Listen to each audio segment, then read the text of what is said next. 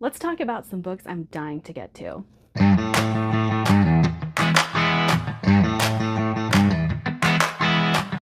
Hey guys, hello. Yes, I am in Harry Potter pajamas. Yes, I am freshly out of the shower. We're going to ignore that today because I just want to talk to you guys about some books and I'm having some PMDD. So, I had a few things happen over the last week that made me realize something. First off, let's go with this. I picked up Gods of the Weirdwood, and of course, my neighbor is going to start mowing when I start doing this video. Anyway, I picked up Gods of the Weirdwood and I loved the writing in this, loved it. And I was like, oh my gosh, this is so good. What is happening? And I realized something. I haven't been reading this caliber of writing in a long time. Now, this is not a knock on romance. This is not a knock on fantasy romance. I love fantasy romance and I love romance in general. However, I have not been picking up this caliber of book. And I was feeling kind of drugged down by the things I had been reading. There was too much fluff going on in my head. I think that's what it was. And I wasn't feeling quite as engaged. I was not connecting, and I thought I was in a slump.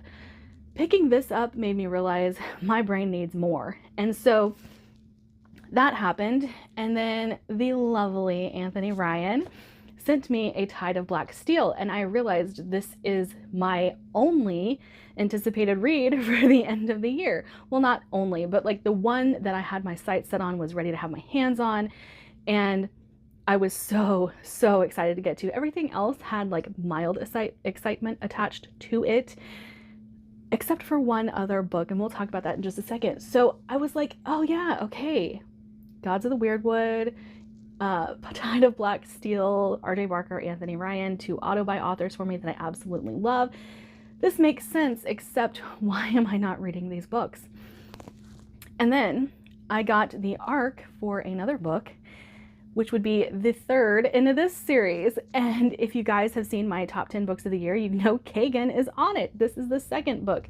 And I got the arc for the third and I was so excited. And I was like, okay, something is going off in my brain telling me I need to make a shift to the books that I started this channel reading and the books that I have been so excited for. So what we have now is kind of an end of the year TBR, end of the year priority list that I want to get to. One of these books I'm already going to be featuring in a video that I will be doing next month. Won't talk about which one, you guys can try and guess. But I have this stack of books that I have just been dying to read and haven't been reading them, so we're going to go through them.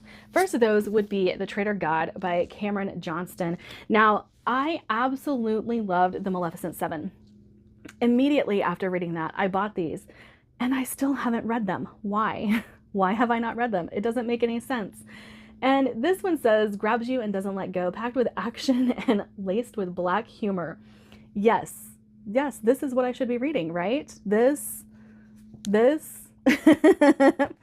Yet I am not picking them up. So we are going to make a change, and I am going to start adding these to the TBR regularly, this stack at least. Next, one that is almost considered a TBR vet at this point, not because I put it on so many lists, but because I've had it for so long.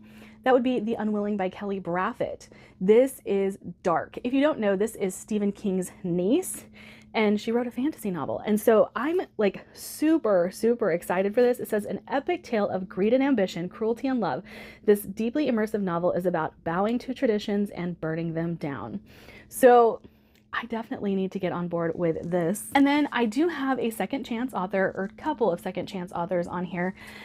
The first being Gareth Hanrahan, The Sword Defiant. I have been told I will like this one because this leans heavily on a revenge plot, and those types of plots work really well for me.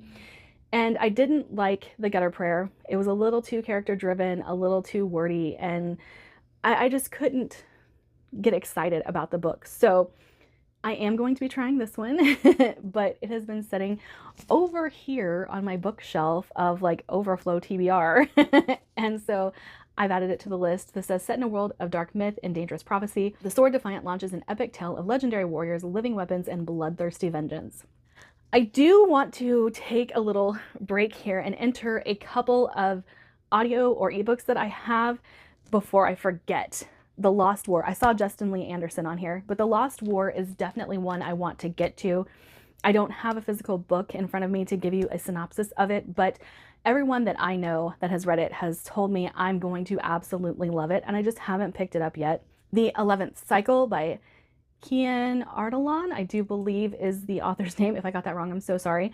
Again, I don't have the physical copy in front of me, but this one is very dark from what I understand, and a lot of my Grimdark buddies have really, really enjoyed it. And they have told me there's a lot of trigger warnings, and they've told me a couple of things about the book just to like make sure I could handle it. And I'm like, I got that, we're fine. Sons of Darkness or Son of Darkness by Gaurav Mahatni. I have it on audio, but I do want to immersive read that, so I still need to get a physical copy. Kings of Paradise, I really want to read. I've heard everybody who loves Grimdark loves this series. And then Gunmetal Gods is another one that I absolutely want to start at some point. Again, I don't have the books in front of me to give you a synopsis, and I'm surprised I remember to tell you what ebooks I have, because I'm notorious for forgetting that I even have a Kindle. So it's over there. I do have quite a few of these on audio though, and I am probably going to immersive read with the ebook and the audio on those. For the rest of my stack, I have The Darkness That Comes Before by R. Scott Baker. Now, this might not be up my alley. This is an old book. I got it at a buy sell trade, and I think that this one might not be for me because I don't always love highly philosophical books. I'm not saying I'm going to hate it because I hate philosophy, but the ones that lean heavily on philosophy, it's why I haven't read Malazan. I do have this on my physical shelves, so I would like to read it and give it a try, see if I do like it. I could end up absolutely loving this. One that has made it to series I'm scared to tackle simply because a lot of people who read like me don't like these books, and the reason being is they're messy, they meander, there's sometimes no point to the book that was written or given, and it's just spending time with these characters. But Witcher, I have Blood of Elves, I have the first 3 books of the series. I have not yet read the short stories, and I know that that's what people laud the most, but I really do love the story of The Witcher, so I'm hoping that I will get to this soon. It is a book that scares me though. Also, mine just happened to be like super floppy, and I do love that as well. Okay, one that I picked up knowing nothing about it, and then everybody started talking to me about it, and then I was seeing it on Grimdark lists everywhere, and I was like, oh, I didn't realize that so many people really loved this, and that would be Night Watch by Sergi Lu. I can't say that. I can't say that name. I apologize for that. But this is the Night Watch series, and it says an inventive blend of atmospheric urban fantasy and a riveting spy thriller set in contemporary Moscow. I have read The Master and Margarita and stuff like that, so I am looking forward to reading something else set in Moscow written by a Russian author. I think it would be really cool, but that's all I know about this. And then, like I said, I kept seeing it on Grimdark lists, and I was like, maybe I need to bump it up. And then a classic that has been on my list for a while is The Black Company, and I still have not read it. I have the first 3 novels in one bind-up, so The Black Company, Shadows Linger, and The White Rose. I hope I like this. This is another that's kind of divisive. Being a classic, I imagine there's going to be things I'm not going to appreciate about this, but I do want to see kind of where Grimdark stems from and how worlds were built on this grim ideal. But I think I will like this. I think I will. I don't know. We'll see, right? The chunk that is calling me, but I do feel like a reread is necessary of the first 3 books. But Night Angel Nemesis, I have been dying for this. This was a Christmas present, so I've had it for 6 months and still haven't read it. Still haven't attempted to reread the first trilogy. What is wrong with me? I love Brent Weeks. I know that he has a reputation for being sexist. I don't see it, so that's fine. I do think that Night Angel is a bit more sexist than Lightbringer. Let's just say that. But I do still really like the books, and I like Brent Weeks' writing, so I'm really excited to get to this. Another second chance author, we have Red Sister by Mark Lawrence. This has been on many TBRs of mine, and I've been scared to read it. I'll go ahead and spoil it for you. This is the book that is going to be coming up in a reading vlog here soon. Possibly. I do have hopes for this being in that video, but I need to read more Mark Lawrence. I need to give him a second chance. Just because I didn't like Jorg doesn't mean I'm not going to like the rest of his books, because I did like his writing style. So we're gonna see if I do like him as an author. One that has been recommended to me quite a few times, A Crown for Cold Silver by Alex Marshall. All roads lead to war. This says, it was all going so nicely right up until the massacre. 5 villains, 1 legendary general, a final quest for vengeance. So yeah, I need to get to this one very, very soon. Then the TBR Vet, Gadblind by Anna Stevens. I need to read this. I mean, I don't even know what to say at this point because it's been on so many TBRs of mine, but yeah, bathed in blood, ruled by anger, banished thousands of years ago, the time has come for the veil between the worlds to be broken and for the red gods to unleash their fury. Sounds good to me. And last but certainly not least, we have The Grim Company by Luke Skull. I've heard everybody that loves Grimdark loves this series, and I need to pick it up.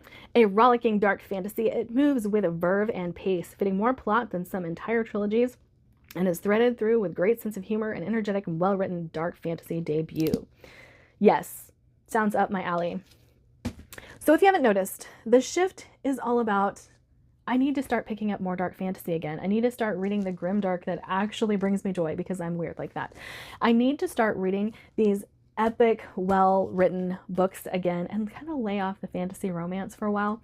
I don't think I'll quit, guys. I honestly don't think I'll quit reading fantasy romance, but I definitely need to fit more of these into my reading than I have been, and I definitely need to read less fantasy romance. Otherwise, my brain will stay mush. And I'm not saying that fantasy romance makes your brain mush. I'm saying I am missing the eloquent writing styles. I am missing the epic world building. I am missing characters that I love to hate or hate to love, however you want to look at that. And yeah, just get back to the roots of what I like to read. All right, that's it for my video today. Don't forget, I have a Patreon if you would like to support what I do on this channel. Have a lovely, fantastic day. Bye.